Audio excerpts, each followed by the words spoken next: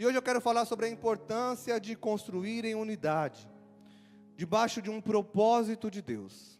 Debaixo de um propósito de Deus. E o objetivo da mensagem dessa manhã é mostrar a diferença daqueles que constroem em unidade para Deus e aqueles que constroem em unidade também, mas para si próprio. E para isso eu quero ler com vocês Gênesis capítulo 11, verso 6. Aliás, versos 5 e 6. Gênesis capítulo 11, versos 5 e 6. Que diz assim. Quem achou, diga amém. Deixa eu esperar os irmãos que estão com a Bíblia, né? Nem todo mundo tem aqui o projetor, mas é bom também os irmãos que trazem a Bíblia, acessa no celular. Gênesis capítulo 11, versos 5 e 6, que diz assim. O Senhor desceu para ver a cidade e a torre que as pessoas estavam construindo.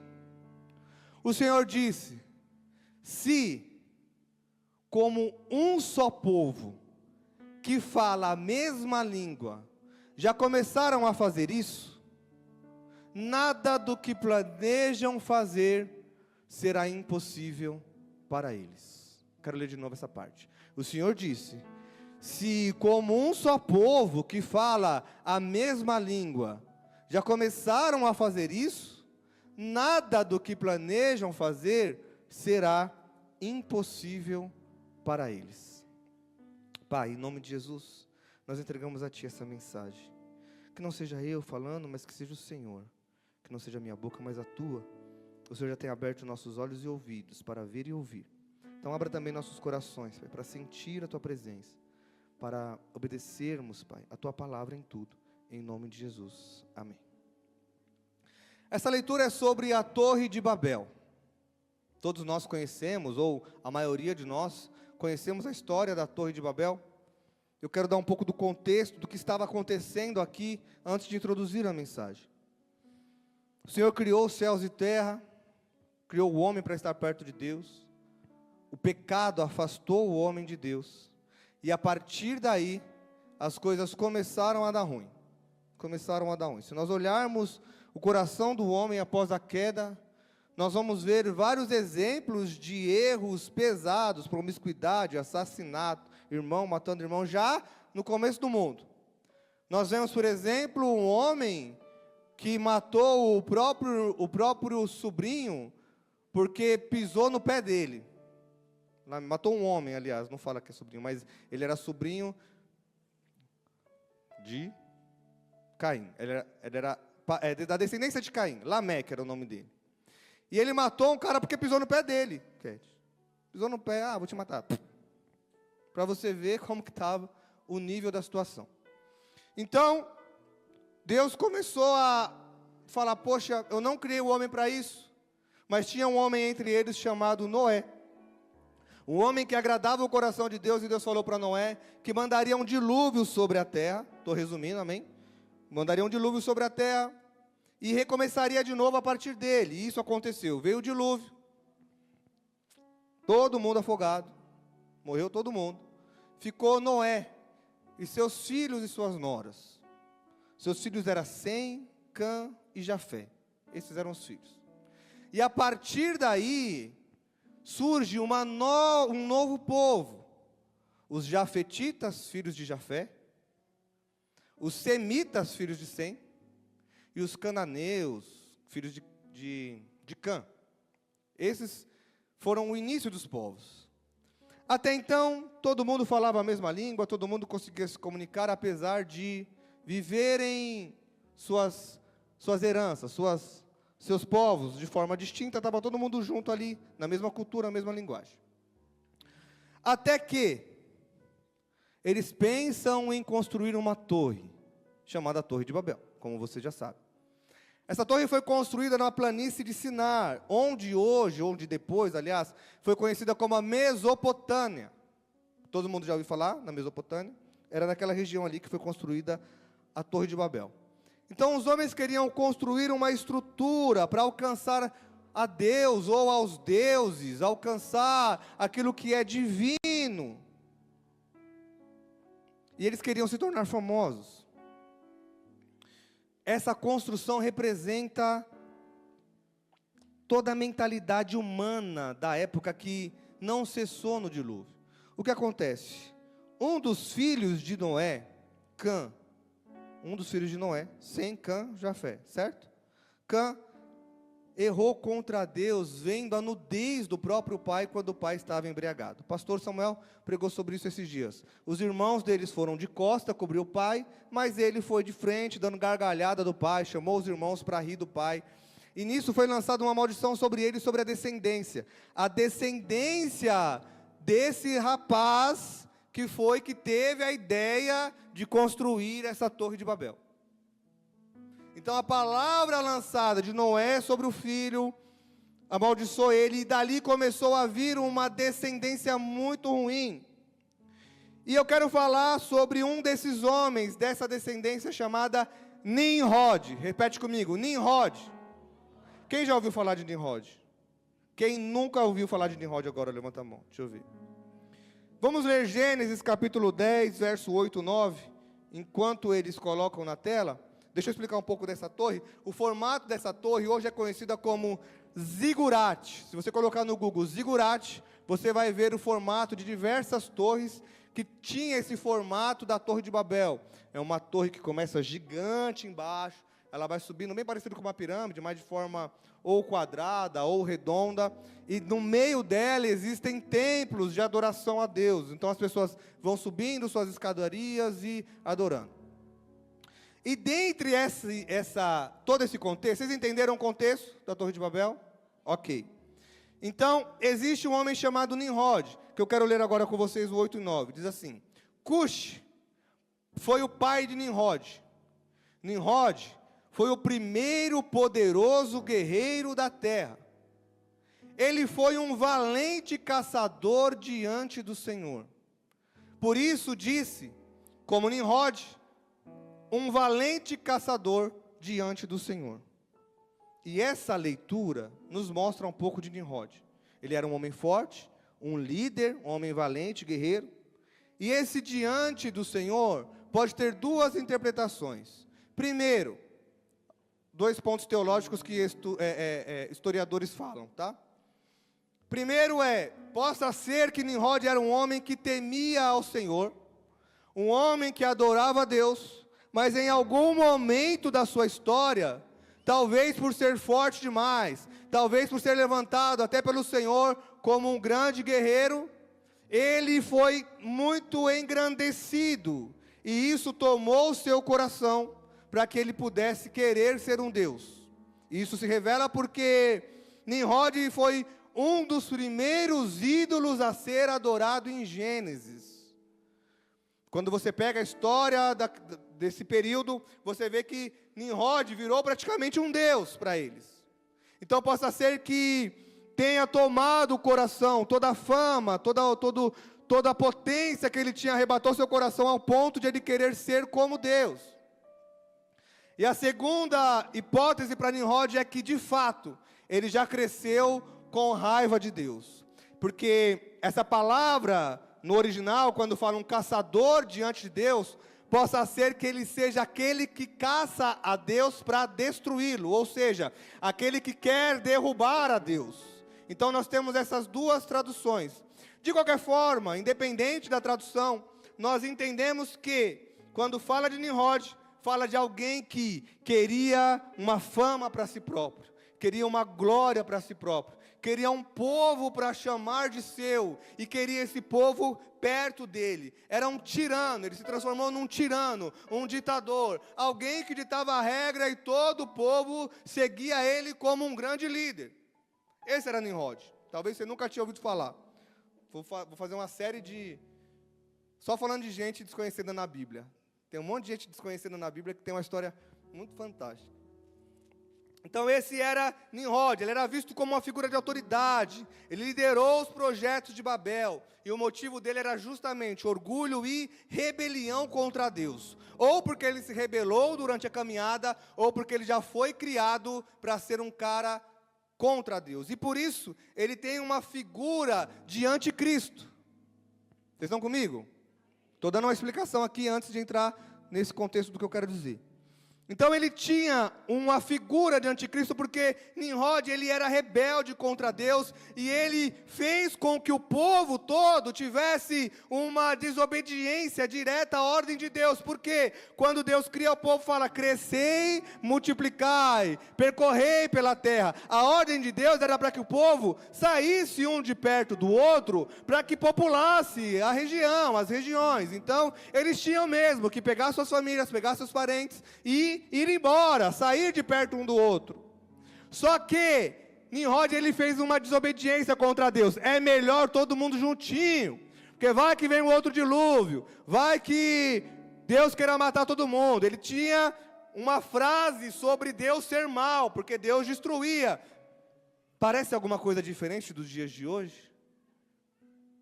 onde as pessoas falam que Deus não é tão bom assim, onde as pessoas querem até ficar perto demais, e isso nos traz uma lição sobre família, porque, nem está no esboço, mas o sentido de falar isso, quando a gente fala sobre crescer e multiplicar, nós estamos falando também sobre casamento, porque a Bíblia fala para o homem se unir com sua mulher, e sair fora da casa do pai, sair fora da casa da mãe. Então, tem gente que casa, homem que casa, e parece que ainda não casou, né? Quer ficar coladinho com mãe, quer ficar coladinho com o pai, quer ficar aqui debaixo da rede. Ei, está na hora de você cuidar da sua família. Está na hora de você partir, está na hora de você desvencilhar, cortar esse cordão umbilical para que você possa construir a sua família. Vocês estão comigo? Toma conta daquilo que Deus te deu. Desvencilia. Se você é casado, se você é casada, a sua família agora é seu esposo, sua mulher e seus filhos. Amém? Pai e mãe honrando, respeitando sempre, com certeza. Mas senão você não sai nunca. Aí fica velho, barbado, 45 anos, dependendo de pai e de mãe para sempre. Estão comigo? Posso ouvir no glória a Deus? Está na hora de, vai, pega suas coisas, pega sua mulher, vai cuidar da sua vida. Sai da aba do pai, sai da aba da mãe. Amém? Senão você está sendo tão desobediente como Nimrod foi. Deus está falando vai e você falando eu fico. Amém? Vamos para a palavra. Então, Nimrod era um tipo de anticristo porque ele tinha essa oposição ao Senhor. Ele tinha essa oposição contra Deus e ele conseguiu convencer um povo que ouviu as histórias de Deus para ficar contra Deus. E isso nos faz levantar uma pergunta: a quem nós temos ouvido? A quem temos dado ouvido? Nem todo mundo que é influente, famoso, rico, cheio de influência, é saudável para você, não. Nem todo mundo que é, nossa, como é grande e poderoso, vou fazer tudo o que ele está falando. Ei, você tem que fazer o que a palavra está falando. Você tem que fazer aquilo que o Senhor está te ensinando. O Senhor é o seu líder, o Senhor é o seu mentor, e tudo que for contra a palavra, sai de ré, manda embora. Porque foi assim que o povo começou a errar contra Deus, ouvindo um líder que era grande, famoso, poderoso, e todo mundo, como ele é grande, ele é o nosso Deus. Deus não divide a glória dele com ninguém. Deus não divide a glória dele com ninguém. Então as pessoas foram convencidas a construir a Torre de Babel por motivos errados. E quais que eram os motivos que eles estavam construindo a Torre de Babel? Estamos falando sobre construir em unidade, amém? Primeira coisa que fez com que Nimrod convencesse todo mundo a construir uma torre. Primeiro, a autossuficiência. A autossuficiência. Gênesis capítulo 11, verso 4, a parte A, diz assim: depois disseram, venham, vamos construir uma cidade com uma torre que alcance os céus. Nessa versão diz, venham, vamos construir para nós uma cidade. Qual que é o objetivo? O objetivo próprio, para nós, uma cidade com uma torre que alcance os céus. Então, o primeiro ponto de convencimento de Nimrod é: você é autossuficiente para construir as coisas para si próprio. você pode chegar aonde quiser com suas próprias forças. Os construtores da Torre de Babel queriam uma cidade que fosse independente de Deus. Uma cidade que chegasse aos céus de forma independente. Você não vê ninguém orando e falando: Senhor, é da tua vontade que a gente construa isso? Senhor, é do teu querer que a gente dê esse passo? Você não vê isso. Você vê alguém tendo uma ideia e convencendo o outro de que ele pode fazer o que ele quer. Então eles procuram centralizar o poder, procuram centralizar todo o controle, para evitar aquela dispersão que Deus tinha ordenado, que era para eles ir para todos os lugares. E uma coisa interessante dessa história, dessa autossuficiência dele, por quê? Porque a autossuficiência faz você achar que você é tão bom, que você começa até a fazer coisas novas que ninguém fez, e isso piora, porque você vai começando a se achar mais autossuficiente. Tecnologia, tudo que nós vemos hoje, eu vou falar sobre os dias de hoje nisso. Mas olha só, volta um versículo, por favor. Diz assim, no 3. Disseram umas às outras pessoas: venham, vamos fazer tijolos e queimá-los bem. Os tijolos serviram de pedra para eles, e o betume serviu de argamassa. Olha que interessante aqui, deixa eu te explicar uma coisa. Tijolos, pastor Beto, começaram na Torre de Babel. Antes da Torre de Babel, na região de Canaã, onde antes eram as construções, era uma região com muitas pedras. Então, Gilberto, as pessoas amontoavam pedras para construir as suas casas, por causa que a região era propícia para isso. Quando chegaram em Sinar, na região da Mesopotâmia, Mesopotâmia é uma região onde ela é rica em argila e betume. Ela é rica, só que ela tem poucas pedras, Vinícius. Não tem muitas pedras lá. Então, como que eles iam construir uma torre numa região onde não tem pedras? Alguém muito inteligente, muito usado por Deus, muito usado pelo diabo, teve a ideia de pegar a argila, juntar a argila, esquentar a argila. O que ela virou? Duro como uma pedra. Foi aí que eles começaram a fazer tijolos. E os tijolos, oi? Com certeza, tijolão baiano de 6 furos, o pastor Beto falou. Começaram a fazer esses tijolos de argila, começaram a colocar no calor, e aquilo virou duro como uma pedra, e eles começaram a construir com tijolos ao invés de pedra. Isso era tecnologia de ponta. Mudamos a forma de fazer construções. Somos bons demais. Vocês estão vendo tudo que está por trás de uma ideia furada? Hoje nós usamos tijolos, né, usamos aí, mas isso começou lá. E é uma região rica em betume, então eles usavam o betume para colar, o piche, né, para colar um tijolo no outro, que eles faziam com argila. Então isso era tecnologia de ponta, e por causa disso, como eles estavam conseguindo fazer isso, eles tinham autonomia para não depender mais de Deus para nada.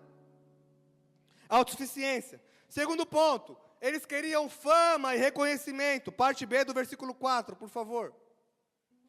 Diz assim: assim o nosso nome ficará famoso, e não seremos espalhados por toda a terra. Ou seja, eles queriam fama, eles queriam reconhecimento, e afirmaram com os próprios lábios: nós somos rebeldes contra Deus. Porque Deus falou para nós nos espalharmos pela terra, mas nós não vamos. Olha a autossuficiência humana quando ele começa a construir suas coisas. Queria fama, reconhecimento, ele queria glória humana, em vez de entregar a glória para Deus, eles queriam a glória para si próprio. Outra coisa que eles queriam, poder e controle. A Torre de Babel, ela simbolizava uma centralização de poder.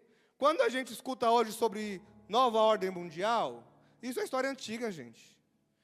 O homem quer dominar tudo sozinho, o controle de todo o planeta, desde a Torre de Babel. Poder, controle. Então, quando eu falei que Nimrod era um ditador, alguém que dominava o povo, porque de fato ele tinha esse coração. Então eles procuravam estabelecer um sistema rival à autoridade de Deus. Deus dá uma autoridade, mas nós vamos contra Ele. Nós temos poder de ir contra Ele. Nós conseguimos ir contra Ele. E tudo isso, essas 3 características, Carol, elas são um comparativo dos dias atuais.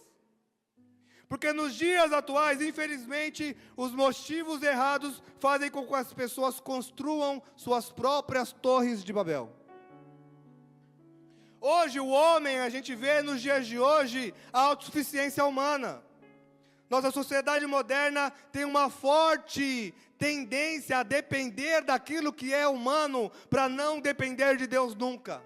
Eu tenho dinheiro demais, eu tenho tecnologia demais, eu tenho ciência demais, a minha capacidade humana é boa demais, então eu não preciso mais de Deus. Não é difícil encontrarmos pessoas que começaram certo, perto de Deus. Deus o exaltou e essa pessoa acha que ela conseguiu tudo sozinha. Ainda tem coragem de falar, eu trabalhei para conquistar. Mas quem te deu força para o trabalho? Quem abriu as portas? Quem te deu saúde? Foi Deus, meu filho. Eu tenho posses, eu compro o que eu quero. Deus, no estralar de dedo, travou a língua de todo mundo. Ele pode travar você em 1 segundo. Você não é autossuficiente. Você é totalmente dependente de Deus. E reconheça esse lugar na sua vida, para você não perder tudo que você tem. Tudo que eu tenho é de Deus, tudo que eu faço é para Deus, tudo meu ar que eu respiro vem de Deus, as minhas pernas se movem, porque Deus permite, meus braços se mexem, porque é Deus quem dá o movimento. Obrigado, Senhor, porque tudo é para Ti, e tudo vem de Ti, tudo volta para Ti. Essa deve ser a nossa vida, não sermos autossuficientes. Nos dias de hoje a gente também vê a fama e o reconhecimento querendo tomar conta do nosso coração. A gente vê muito cristão focado em ganhar notoriedade, seja no mundo gospel, seja na profissão, querendo ganhar status profissional, fama pessoal, tudo para glorificar a si mesmo, e às vezes até usa o nome de Deus para isso. Usa o nome de Deus para ganhar fama, aplauso, sucesso, dinheiro, mas está a quilômetros de distância de Deus. Lembra quando eu preguei sobre Sansão? Uma dos versos que mais me deixam intrigado na Bíblia é quando Sansão levanta para poder guerrear contra os filisteus, e a Bíblia diz que ele achou que Deus estava com ele, mas Deus já não estava mais. Isso é forte demais. Sansão foi aquele que pegou toda a fama que Deus deu para ele, e em vez de entregar para Deus, ele pegou para si próprio. Eu sou forte, eu sou famoso, eu sou poderoso, eu posso fazer o que eu quiser. Quando Deus não estava com ele, perdeu tudo. Fama e reconhecimento foi uma das coisas que motivou eles a desobedecer a Deus. Cuidado com as propostas, cuidado onde o seu coração está querendo te levar, cuidado onde seus pensamentos estão querendo chegar. Cuidado, pais, ao colocar coisas no coração dos seus filhos que podem afastar eles de Deus. Esses dias um pastor falou algo que a gente sempre compartilha em casa, eu e minha esposa, e a gente achou bem interessante ele falando isso, porque às vezes a gente como pais incentiva os filhos a tudo, a ser grande, famoso, poderoso, rico e ter status profissional, mas não incentivamos nossos filhos a ser homens e mulheres de Deus. E aí você tem um filho que é doutor, quando você vai falar de Deus para ele, mãe, não fala de Deus para mim não. Não fala de Deus para mim não. Do que adiantou construir isso no coração do filho? Do que adiantou construir tantas coisas, mas não construir Deus no coração do filho? É melhor o filho vender, nada contra quem vende bala de farol, tá, meus irmãos, pelo amor de Deus, mas é melhor ser humilde. Vende bala, não tem problema, seja simples, não tenha o carro do ano, está tudo bem. Não tenha a melhor casa, está tudo bem, mas tenha o céu. Tenha Deus ao seu lado. Seja um homem ou uma mulher de Deus. É muito melhor depender de um Deus que te dá do que você achar que você é dono de tudo do mundo, mas na verdade você não tem a salvação. Então, as mesmas motivações que estavam sobre Babel, estão sobre nossos mundos nos dias de hoje. Autossuficiência, fama, reconhecimento, poder e controle. Hoje até a gente vê megas igrejas e líderes influentes querendo criar próprios. Isso aqui, gente, isso daqui é para Deus. Isso aqui não é nosso, isso aqui é para a glória de Deus. Vocês não são nossos, vocês são de Deus. A gente está aqui como pastor para auxiliar, aconselhar, trazer a palavra, fazer o que Deus manda, mas nós como pastores não somos donos de ninguém. E existem líderes que acham que pode ter controle e domínio sobre a sua vida. Até algumas coisas assim, ó. Pastor não escolhe cor de carro, pastor não escolhe sua casa, pastor não escolhe a roupa que você... Claro, roupa decente, né, gente? Pelo amor de Deus, se eu ver você com roupa decente, eu vou falar, pelo amor de Deus, vai tirar essa roupa, vai colocar uma roupa de crente. Mas tem gente que acha e dá o direito de líderes que não são homens e mulheres de Deus, de ter domínio e controle total sobre decisões pessoais. Nós damos direcionamento no seu casamento, nós damos aconselhamento, nós direcionamos através da palavra, porque nós temos essa responsabilidade diante de Deus. Se a gente vê você fazendo coisa errada, nós vamos te direcionar, nós vamos falar, ó, não faz isso, para o seu bem. Mas nós não tomamos decisões pessoais por pessoas. Quem faz isso é tirano. Quem faz isso é alguém que está querendo construir um império para si próprio. A função do pastor não é essa. Eu vou comprar o carro vermelho porque o pastor falou que tem que ser vermelho. Não, pode ser amarelo, pode ser azul, a gente não tem.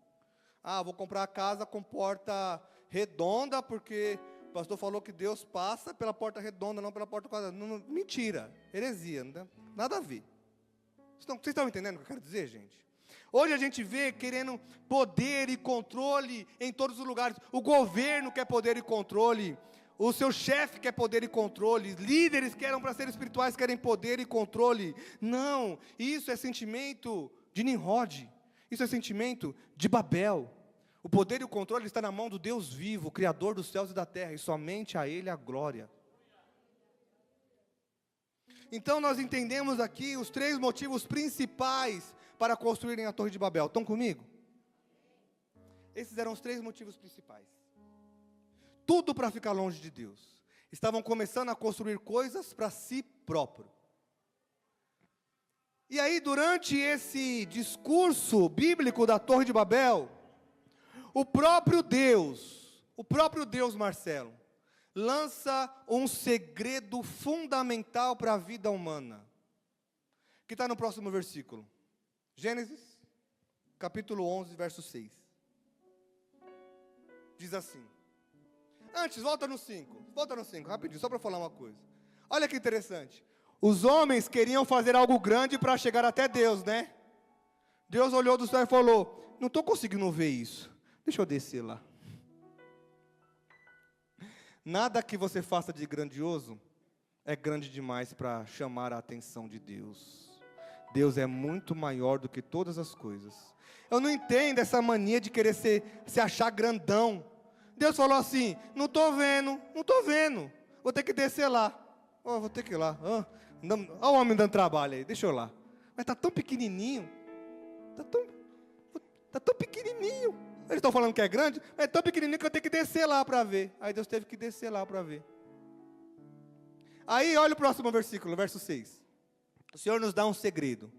E diz assim, se, como um só povo, que fala a mesma língua, começaram a fazer isso, nada do que planejam fazer será impossível para eles. O Senhor nos dá o segredo da unidade. Esse versículo, ele nos mostra, e olha que interessante, eles estão fazendo algo a favor de Deus?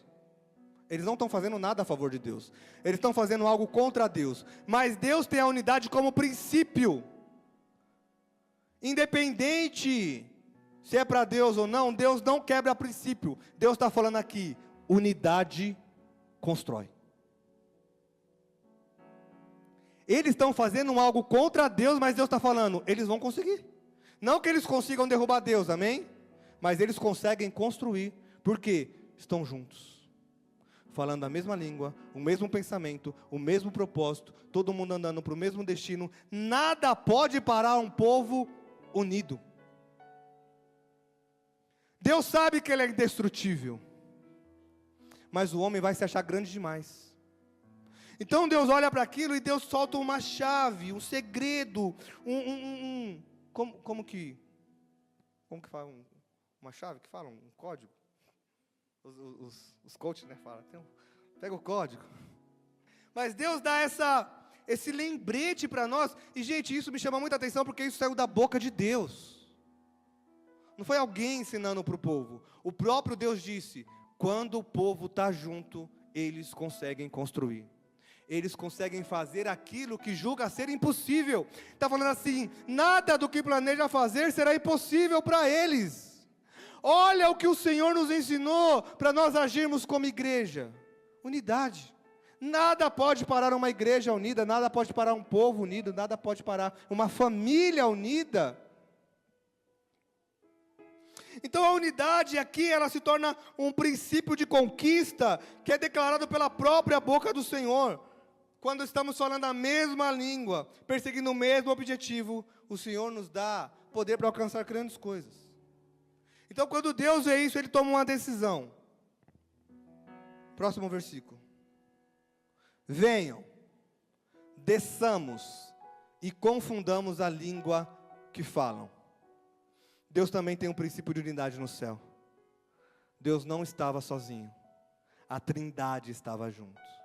O Pai, o Filho e o Espírito Santo em unidade o tempo todo, em todas as decisões, em todas as ações, na criação, na destruição, no dilúvio, na descida de Cristo, no batismo de Cristo. Nós falamos sobre isso no nosso mês de princípio da Trindade. Em janeiro de 2023, nós conseguimos identificar a Trindade em vários aspectos da criação, do plano de Deus, na morte de Cristo, na ressurreição de Cristo, na descida do Espírito Santo, no batismo de Jesus, a Trindade trabalhando unido. E aqui o Senhor toma essa decisão, Ele confunde a linguagem deles, Ele deixa impossível a comunicação, e isso resulta na dispersão do povo. Coisa ruim é falar com alguém que você não entende nada. Deixa eu contar uma experiência para vocês. É meio vergonhoso, mas vou contar. Eu estava fazendo aula de inglês, Giba, há um tempo atrás, e aí eu estava arranhando algumas palavras tal, e recebi uma proposta de emprego de uma multinacional para trabalhar, só que tinha que falar inglês. Mas meu inglês é muito mais ou menos. Quem fala inglês bem é Isaac, Alissane. Isaac deu aula de inglês, né? Então, falei, vou tentar, né? Vou tentar, não custa nada. Já passei em todas as fases, era a última fase, falei, vou tentar, Wallace. Mas a mulher falava inglês rápido demais. Aí eu, what's your name? My name is Elias. I'm from Brazil. The book on the table. Speak slow, please. Fale devagar. Sorry. Eu peguei a telinha, era online, né? Eu peguei a telinha. Amor! Ela, oi, vida, como foi? Um desastre. Não entendi nada. Lembra, vida? Não entendi nada. Deixa pra lá. É horrível falar com alguém que está falando uva e você está falando laranja. Não bate, não tá legal. É impossível construir algo quando a comunicação não é compatível, quando o desejo de chegar ao mesmo lugar não é. Um quer chegar para a direita, outro quer chegar para a esquerda. Não se constrói nada assim. Então o Senhor confundiu a língua de todo mundo e falou assim: é isso que vocês querem construir? Num toque do dedo eu travo a língua de todo mundo e fica todo mundo.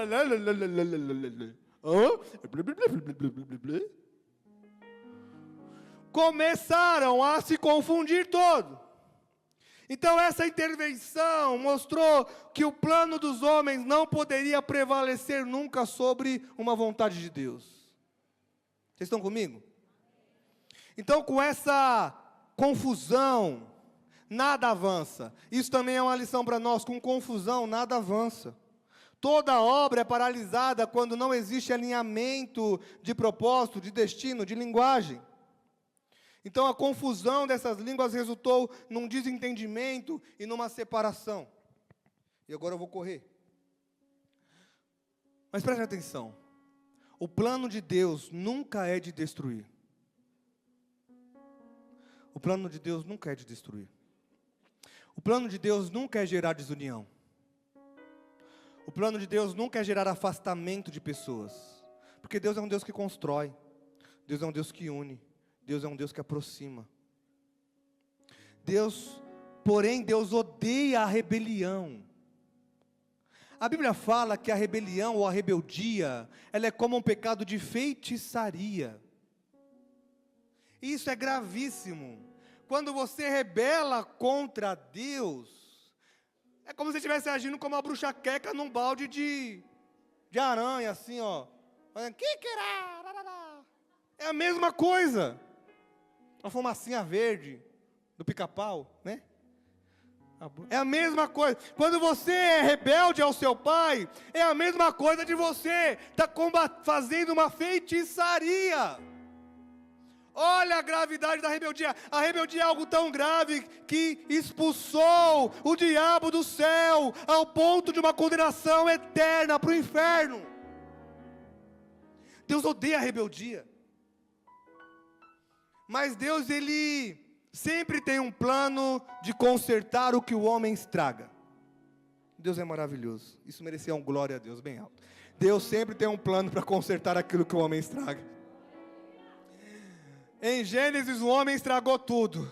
Deus vai lá e faz um novo Adão, Jesus Cristo, para reconfigurar tudo de novo, para ligar o homem a Deus.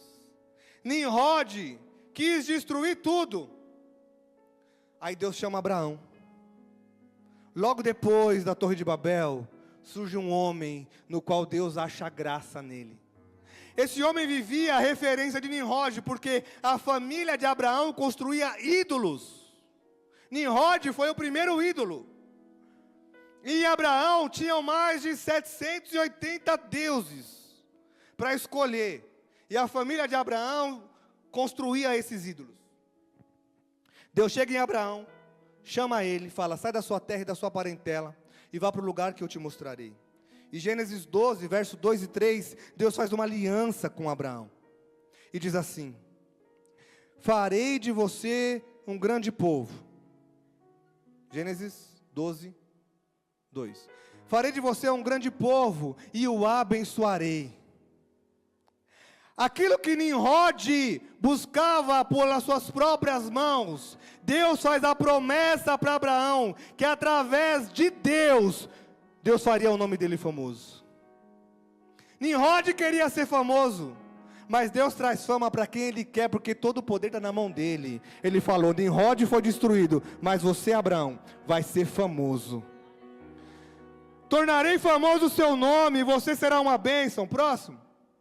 Abençoarei os que o abençoarem, amaldiçoarei os que o amaldiçoarem. Por meio de você, todos os povos da terra serão abençoados. Deus está fazendo uma promessa para Abraão, e Ele está falando assim: Abraão, eu tive que confundir todo mundo, mas através de você, eu vou construir e unir todo mundo de novo. Seu nome vai ser famoso, todo mundo vai te conhecer, os seus filhos serão famosos, serão abençoados. Deus faz essa promessa. Deus tinha um plano de fazer o homem voltar a se entender um com o outro e se entender com Deus.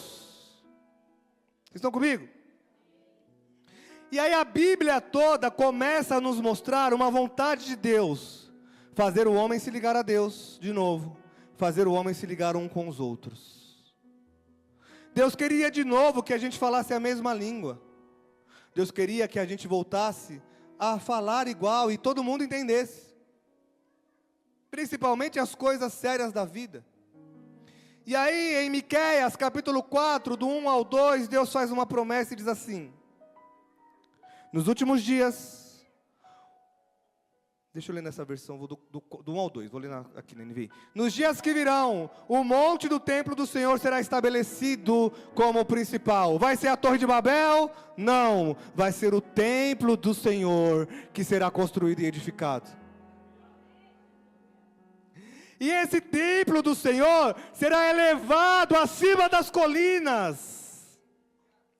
E as nações vão se aproximar de novo, porque as nações correrão para esse monte do templo do Senhor. O Senhor está falando, a Torre de Babel foi destruída, mas eu vou construir um lugar de habitação. Nos dias que virão, versículo 2.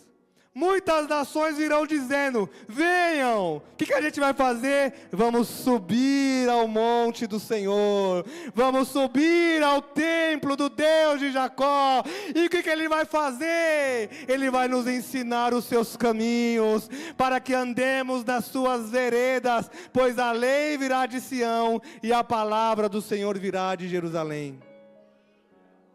Deus faz uma promessa lá na frente. Aqui construíram contra mim, mas eu vou construir um povo para mim, uma cidade onde os meus filhos habitarão juntos, unidos, mas comigo. Não vão adorar Nimrod, vão adorar a mim, o Deus Criador dos céus e da terra. E aí a palavra, existem vários versículos na Bíblia, eu só escolhi alguns para mostrar o que Deus estava construindo depois da Torre de Babel. João 17, 20 e 21, o verso que o presbítero Isaac pregou aqui na quinta-feira, diz, a minha oração não é apenas por ele, peço também por aqueles que crerão em mim, por meio da mensagem deles, os discípulos, Jesus está falando aqui, e aí ele fala assim, olha a oração de Jesus, ele quer que todos sejam um, Cristo revela a vontade de Deus, de que o povo seja unido de novo, Cristo revela a vontade de Deus, que o povo esteja junto em unidade, não junto em lugar físico, mas juntos no lugar espiritual. Juntos no lugar espiritual. Aí ele fala, eu quero que todos sejam um. Pai, como tu estás em mim e eu estou em ti, que eles também estejam em nós. Jesus está falando, eu quero abraçar todo mundo, Deus. Pai, eu quero todo mundo juntinho da gente, para que o mundo creia que o Senhor que me enviou. Não foi o Senhor que enviou o Nimrod. O Senhor não enviou a destruição, o homem causou a destruição, mas Deus está construindo algo novo, onde nós temos acesso através de Jesus Cristo. E aí o Senhor faz várias promessas de reconstrução. No passado, o homem queria construir um lugar para a sua própria fama, mas a Bíblia nos mostra que Deus quer construir uma igreja para a glória dEle. Então, Deus faz todos agora se entenderem, através do Espírito Santo. E essa parte da Bíblia eu acho maravilhosa, eu quero ler com vocês. Está comigo? Lê. O homem causou uma separação de línguas. Deus queria construir um lugar e um povo unido. Então Deus faz o quê? Derrama o Espírito Santo sobre o homem. Atos capítulo 2, vamos ler juntos. Vamos ler juntos. Eu vou ler 11 versículos, mas eu prometo que eu serei rápido. Me acompanhe na leitura, por favor. Eu lerei do 1 ao 11. Quando chegou o dia de Pentecostes, todos estavam o quê? Reunidos, unidos, em unidade, em um só lugar, no templo do Senhor. Eles estavam no templo. De repente veio do céu um som. Veio um som como de um vento muito forte e encheu toda a casa na qual estavam sentados. E apareceram línguas de fogo, que se separaram e pousaram sobre cada um deles. Todos ficaram cheios do Espírito Santo e começaram a falar em outras línguas, conforme o Espírito permitia que se expressassem. Olha aqui, havia naquele lugar em Jerusalém, como era Pentecoste, tinha judeus piedosos que procediam de todas as nações do mundo. Veio gente de tudo que é lugar e se reuniu ali. Ouvindo-se o som, ajuntou-se uma multidão que ficou perplexa. Pausa, vai chegar surpresa. Se eu puder separar esse versículo para o próximo. Calma, a multidão ficou perplexa. Por quê? Cada um ouvia falar o seu próprio idioma. Faltou glória aqui. Eu estava tão empolgado que eu ia ouvir um glória, que eu ia ouvir você levantar e dar um pulo agora. Aquilo que o homem fez Deus separar na Torre de Babel, o Espírito uniu através da vinda de Pentecoste. Aquilo que era separação, onde ninguém se entendia na Torre de Babel, agora todos se entendem no dia de Pentecoste. Próximo. Atônitos e maravilhados perguntavam: não são galileus todos estes que estão falando? Como ouvimos cada um de nós na nossa língua materna? Olha o poder do Espírito. Olha o poder de construção de Deus, Oswaldo. Aquilo que o homem fez separar, Deus fez unir. Partos, olha como tinha gente, tinha partos, medos, elamitas, habitantes da Mesopotâmia, lá atrás, daquela Torre de Babel, tinha gente da Judéia, tinha gente da Capadócia, tinha gente do Ponto, tinha gente da província da Ásia. O povo estava falando japonês lá, e desceu uma unção do Japão neles, eles começaram a falar, arigato, arigato, e todo mundo da Ásia estava se entendendo. Da Frígia, da Panfilha, do Egito, das partes da Líbia, próximas a Cirene, visitantes vindo de Roma. O cara estava falando em línguas, estava falando alemão, Skavusca, Escrivânia. Olha isso, olha isso. Tanto judeus como convertidos ao judaísmo, cretenses, árabes, nós ouvimos declarar as maravilhas de Deus na nossa própria língua. Oh! Agora todo mundo se entendia de novo. Por quê? Porque Deus queria construir em unidade. Deus sabia que estava precisando chegar um momento onde todos se entendessem. Deus estava aqui, não construindo uma torre. Deus estava construindo o quê? Presta atenção em mim. A igreja. Deus estava construindo a igreja. E para construir a igreja, o povo tem que estar unido. O povo tem que estar no mesmo idioma. O povo tem que estar no mesmo pensamento. O povo tem que estar falando a mesma língua, o mesmo destino, os mesmos propósitos. O idealizador do passado era Nimrod, mas o idealizador da igreja agora é o próprio Espírito Santo de Deus. Então Deus fez com que o Espírito Santo agisse agora. E o papel do Espírito Santo era descer sobre os discípulos e unificar o propósito e a linguagem. Agora, a motivação, lembra das 3 motivações erradas de Babel? Agora a motivação está ajustada, Yane. A motivação está ajustada, irmã Lourdes. A motivação agora de Deus unificar a língua é todos glorificarem o nome de Deus. A motivação agora é ter unidade para que o Evangelho fosse propagado por todos os lugares, por todas as cidades, para todas as pessoas.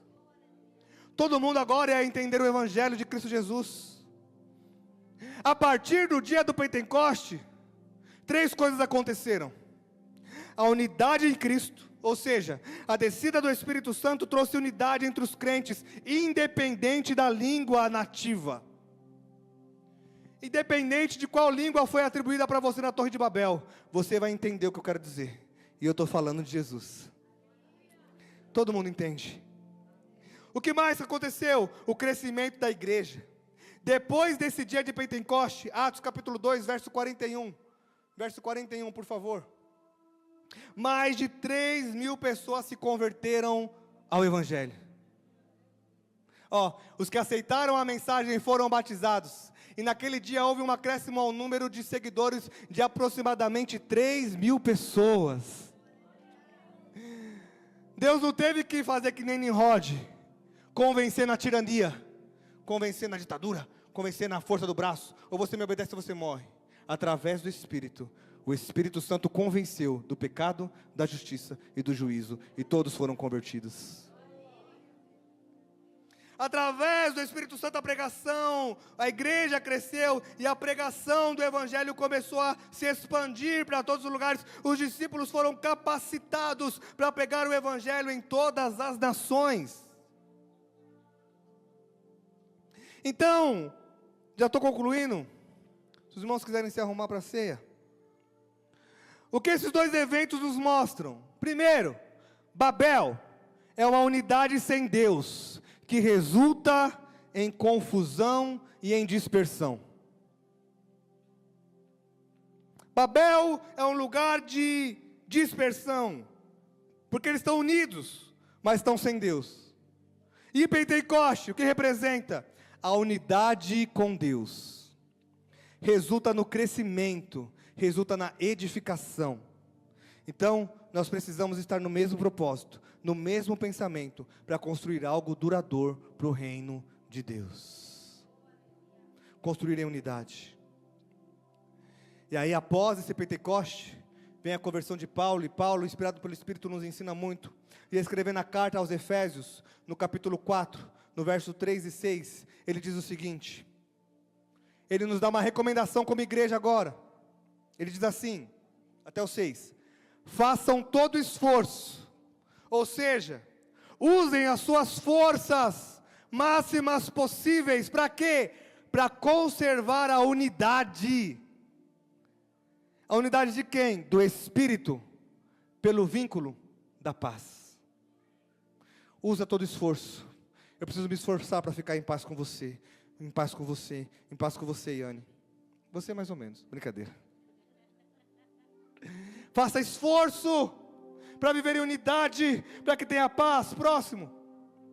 Existe, aí o Senhor nos mostra pelo Espírito o que aconteceu em Pentecoste. Lembra que Babel separou, lembra que Babel desuniu, lembra que Babel foi divisão, Babel foi ruína. Através do Espírito agora existe um só corpo. É a igreja de Jesus Cristo. Através do Espírito existe, através do Pentecoste existe um só Espírito, como também uma só esperança quando foram chamados. Próximo. 5. Existe um só Senhor, uma só fé, um só batismo, um só Deus e Pai de todos, que é sobre todos, por meio de todos e em todos.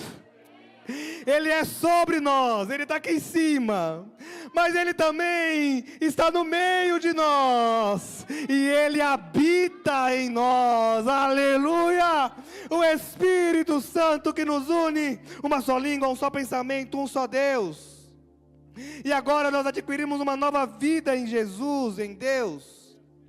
Colossenses 3:11, te correr, meu Deus, diz assim, nesta nova vida, não existe mais diferença. Lembra da diferença da Torre de Babel? Cada um foi para o seu canto. Olha agora, através de Cristo Jesus, não existe mais diferença entre grego, judeu, circunciso, incircunciso, bárbaro, cita, escravo, livre, mas Cristo é tudo e está em todos.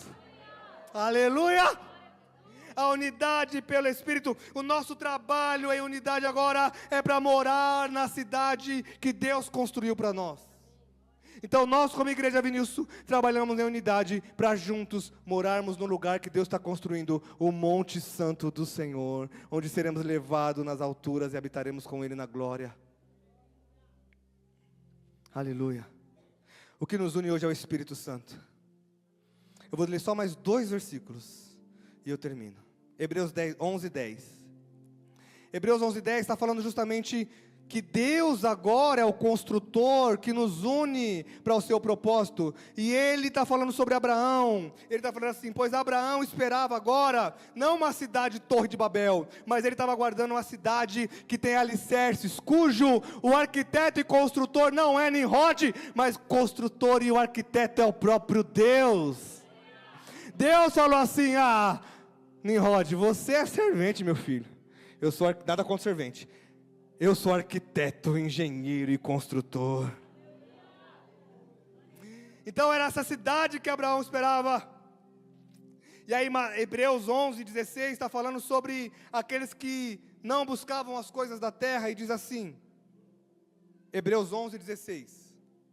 Eles não buscavam as coisas da terra, em vez disso, esperavam uma pátria melhor. Não é mais Torre de Babel, Torre de Babel é na terra, agora nós temos uma pátria melhor, isto é, a pátria celestial. Por essa razão, Deus não se envergonha de ser chamado Deus deles. Deus não tem vergonha de ser chamado de seu Deus, pois Ele lhes preparou uma cidade. Deus agora está construindo em unidade. Deus agora está preparando uma cidade para você, e aqueles que estão em unidade com Ele, irá para lá. Então, o que nos une hoje? 3 coisas. O que nos une nos dias de hoje é o Espírito. Nosso papel é continuar a construção da igreja do Senhor, e a nossa missão é a unidade do corpo, para morarmos no lugar que o Senhor está construindo. Amém? Vamos ficar de pé. Vamos orar por essa palavra. Vocês estão comigo? Não existe mais Torre de Babel para nos destruir. Agora existe o Espírito Santo de Deus para nos dar unidade. E nós vamos viver aquela palavra que o Senhor disse: se vocês estão unidos, nada pode parar vocês. Eu quero que você olhe para a pessoa do seu lado e diga: eu tenho união com você, eu tenho unidade com você, eu tenho unidade com você, querido. Agora diga: vamos construir juntos, nada pode nos parar.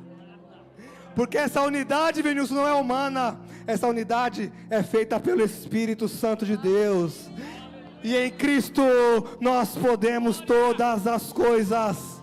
Pai, nós te agradecemos, Senhor, nós te louvamos, Jesus, porque o Senhor não nos deixou abandonados em Babel, o Senhor não nos deixou jogados de lado, sem comunicação, sem entendermos uns aos outros, mas o Senhor nos uniu através do teu Santo Espírito, e agora todos os povos, de toda língua, nação, todas as tribos, podem dizer: o Senhor é o nosso Deus.